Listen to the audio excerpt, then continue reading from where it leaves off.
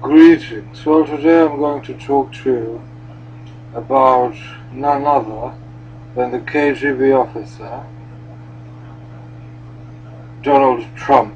It's a very distasteful topic for me, as I don't like and don't want to talk about buffoons, but he's taking America by storm. The libertarians, the neoconservatives are hailing him. And indeed, when you look who his competitors are, it's no wonder. A little Jeb Bush is maybe fit to be a mayor of Miami, but he is certainly not fit to be mayor or president of these United States. Also, Trump may be fit to be mayor of New York, but he is certainly not fit to be president of these United States. He's a buffoon, and a very nasty buffoon at that. I take all my political direction from the billionaires Warren Buffett and Charles Munger. They know who will be the president, and that will be Hillary Clinton. And these persons, especially Trump is a KGB officer because Russia has a standing order to support Democrats, to want Democrats to win, and whoever put Trump into this circuit is somebody who wants the Republicans to be defeated and the Democratic candidate to win. I listened to the presidential debate, and there were some fine words said there, like only the law-abiding, God-fearing illegal immigrants can gain the status of legal workers in the United States. Such rubbish. Jeb Bush was attacking ISIS with all his force, when everybody knows that ISIS is a creation of his father's dear Central Intelligence Agency. And indeed, the other day I was astounded, yesterday, I was shocked to find out that in the inaccessible headquarters of the CIA at Langley, that few people are admitted to, there is a bust of one president. At first I thought it was Roosevelt or Truman, somebody who founded the CIA, but no, it was George Herbert Walker Bush, the horrible little secret operative in the White House during the Reagan years and later. So practically since 1980, since Bush came into the White House with Reagan, the families of Bush and Clinton have been ruling the United States, and indeed the Obama regime is a continuation of the Clinton regime. So let's hear what Charles Munger, the billionaire, has to say about Donald Trump, the KGB officer. I'm interested in your take when it comes to politics and the economy on Donald Trump. Trump has been all over the media saying he's a hugely successful businessman and would know how to run this country better than it's being run now. He told me that many of the leaders we have right now in government aren't very smart. Would Donald Trump make a strong... By the way, this Munger is about 100 years old. president? Well, he might be quite decisive, but do I consider Donald Trump an ideal decision maker or manager of anything? And the answer is no. And the last person almost I'd want to be president of the United States is Donald Trump. Really? Yes. Why? Well, I think he has qualities that make him unsuitable for the office. Those qualities? Vainglory, puffery to to a large extent. I could go on and on. Feel free. No. So my favorite candidate to be the President of the United States is that arch neoconservative, that arch hawk, a person who has equated Putin with Hitler already, a person who is a Walmart operative, the dear Hillary Clinton.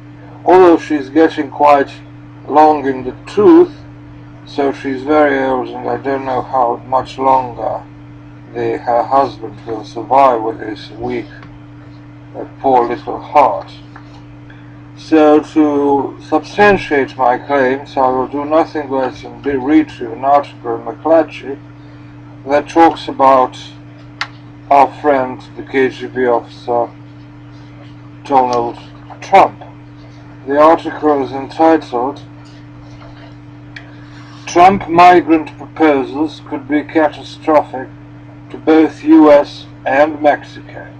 The highlights of the article are: higher fees at border would hurt US businesses that sell to Mexicans, blocking remittances would cut $24.1 billion from Mexican economy, proposals overlook the fact that net Mexican immigration is now zero, because roses are not blooming even in the United States these days. So it is an article by somebody called Tim Johnson, a very unconventional name, and he writes in Mexico City.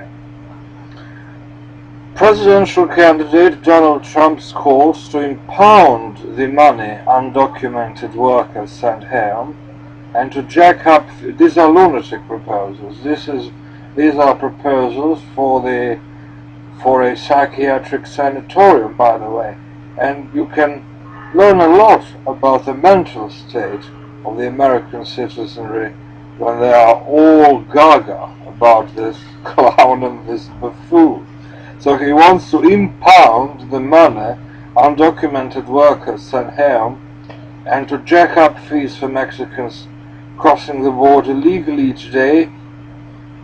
And so this person says that could prove harmful to the economies of both countries. No kidding. Even proponents of Trump's immigration stance said some aspects of his platform are impractical or cannot be implemented in their entirety. Trump, whose surge in US polls has troubled many Mexicans, issued a policy paper Sunday that called for blocking the money undocumented Mexican workers sent home to their families and increasing fees at border crossing points and for border crossing cards that 1 million Mexicans uses. This is wrong grammar, Tim Johnson. The measure would stay in place a permanent border wall can be built. Quote, "We will not be taken advantage of anymore," the Trump policy paper said. Former Mexican ambassador to the United States Arturo Saruhan said Trump's policies would be, quote, "an unmitigated disaster for US-Mexican relations, would violate banking regulations, and would ignore a changing panorama in which Chinese and Indian migrants stay illegally in the United States more frequently than Mexicans." Quote, "This would be a lose-lose for both countries," Saruhan said of Trump's proposed policies. Jose Alberto Moreno Chavez, a historian and migration expert at the National School of Anthropology and History, echoed the criticism. Quote, it would have catastrophic consequences, both for Mexico and the United States," Moreno Chavez said. "The economies of the two countries are deeply intertwined. Bilateral trade topped $534 billion in 2014, and Mexico is the largest second largest export maker for US goods after Canada. So it's the second largest export market. As many as 7 million US jobs rely on trade with Mexico, and 26 US states list Mexico as their leading trade partner. People residing in the United States of Mexican heritage, both legally and without documentation, send huge flows of money to their relatives each year, providing a lifeline to families. For the 12-month period ending in June, remittances to Mexico totaled $24.1 billion US. So that's $2 billion per month. Andrés Rosenthal, a former deputy foreign minister of Mexico, said proponents of a crackdown on undocumented workers in the United States have repeatedly gone to court to seize or tax some of the remittance flows. The decision has always been that these are the product of labor and that they are guaranteed by US law, Rosenthal said. Impounding remittances, as Trump calls for, quote, is not going to happen, end quote, said Mark Kerkorian, executive director of the Center for Immigration Studies, a Washington, D.C. advocacy group that seeks to lower immigration rates. But Kerkorian, who has a distinctly Anglo-Saxon name but wants to restrict immigration, I wonder when his parents or he himself came to the United States. He said, quote, there is a germ of an idea there, end quote. He suggested that states could follow Oklahoma's example of charging a 1% fee on wire transfers, which could be credited against state income taxes when and if a worker files. If you are an illegal alien and you don't file taxes, you don't get that money back, he said. Kerkorian said seeking to tap some of the remittance flow would largely affect people who don't vote. So it's okay, I suppose. Quote, it seems to me a pretty obvious step that will have very little consequences and very little blowback, Kerkorian said. Raising fees on Mexicans who cross the border to do business could have a greater impact and affect Americans who do vote, like those votes count. About 1 million people cross the southwest US border in either direction on any given day. Many are small-time traders. Quote, if a fee were put on of, say, $50 a Mexican, many stores along the border would collapse, end quote, said Moreno, the expert from the National School of Anthropology and History. Trump made headlines in June when he announced that he was running for the presidency, and declared that many Mexicans crossing the border were rapists and criminals. The remark cost Trump various business deals, including one with Univision, the largest US Spanish-language network, to air the Miss Universe pageant, of which Trump is part owner. But it also sent Trump's popularity rising among US voters, who agree that his posture that immigrants are taking US jobs, burdening taxpayers with welfare and health care costs, and committing crimes at a disproportionate rate. In his policy platform, Trump said, quote, all criminal aliens must be returned to their home countries. He said Mexico has taken the United States to the cleaners with bad trade deals and by exporting crime and poverty across the northern border. As president, he said his government would force Mexico to pay for a high wall along the 1,950-mile border. Quote, the cost of building a permanent border wall pales mightily in comparison to what American taxpayers spent every single year on dealing with the fallout of illegal immigration on their communities, schools and unemployment offices, Trump's platform said. In other media appearances, Trump has said he would overturn President Barack Obama's controversial executive orders that aim to protect as many as 5 million undocumented immigrants from deportation. Frank Sherry, executive director of America's Voice, a pro-immigrant group, called Trump's positions as dangerous as they are stunning. Donald Trump can bloviate about mass deportation, promise to build a 14th century wall, and pander to the nativist dead-enders within the GOP. But the American people are way ahead of him, Sherry said in a statement. They don't want a police state with deportation trains, weeping families, and a hollowed-out economy, Sherry added.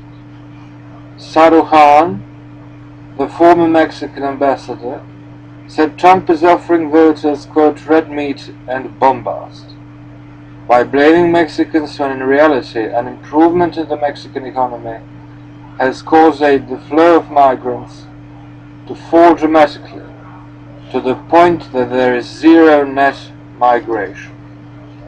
And just to pick out a few comments of the American people, nonsense, says John Curry. Trump is proposing that American citizens could be a higher priority in America than foreign citizens. He is right. Frankly, I don't care what it does to Mexico. Our priority must first be America and Americans. John Amen, says Brian Wilson. Tim Cohen, exactly JC. Trump is in tune with middle-class America. Or then somebody with a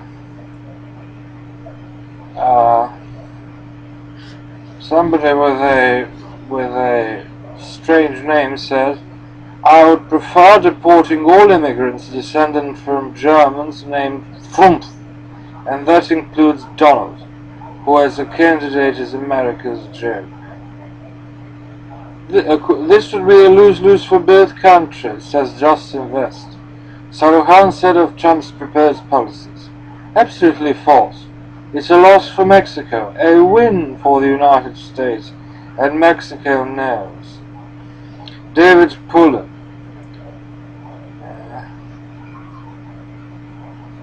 And that's exactly how he gets Mexico to pay for the wall, and they said Mexico would never go for it. Wanna bet? In a heartbeat to keep those remittances coming. Andrew Miller, exactly, we won't be educating, this is heavy racism. So no wonder I suppose that billionaires and people of quality, such as Charles Munger, decide upon the American president. If these idiots decided about the American president, the country would be destroyed in a few days. So Andrew Miller says, who has a nice Anglo-Saxon name, exactly, racist. We won't be educating, giving medical care, and supplying jobs where the money is sent home to Mexico. Mexico, in turn, pays for their own third world tripe and doesn't get to drain Americans of tax dollars. Well, this was a painful duty for me to reflect on an orangutan such as Donald Trump, but next time I will do a piece on my favorite subject, Russia and Putin. And in the meanwhile, I suggest you visit my site geopoliticaltimes.com, geopoliticaltimes.com, the best news site in the world, combining news from Drudge Report, Alex Jones, and as conspiracy theorists, news about economics, stocks, rulers, political rulers of the world, just visitors, you will be swept off your feet. Thank you very much.